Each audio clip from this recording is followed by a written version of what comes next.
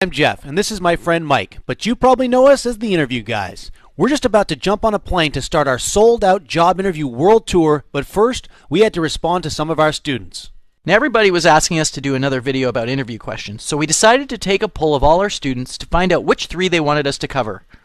So today, we're going to talk about 3 interview questions that you'll be asked and give you some tips about how to answer each one. And make sure you watch the video all the way to the end because we've got a big surprise for you. Okay, Jeff, so what was the first question our students wanted to learn about? One of the overwhelming favorites was the question, what are your salary requirements? It seems everybody is scared about being asked this question.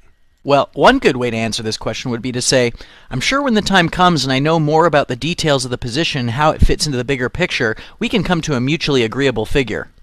Now, they may press you for a specific number, so make sure that you research what the standard salary range is for your position before you go in for the interview.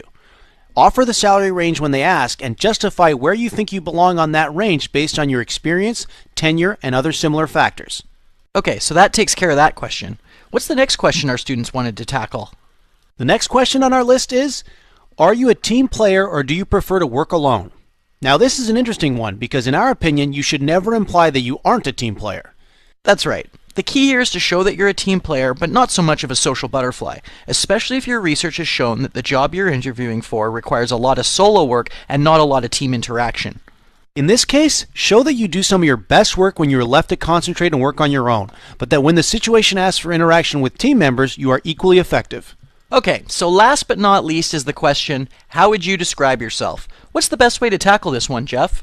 Well, I'll tell you how you shouldn't be answering this question. You don't want to use this opportunity to start listing off your personal history, interests, hobbies, or any other personal information. What you want to do is highlight 1 or 2 of your strengths and pair them with accomplishments, or what we like to call success stories. In other words, lead with your strengths and accomplishments and then follow up with a good example of that personal description in action. So there you have it, a few tips on how to answer the questions most requested by our students.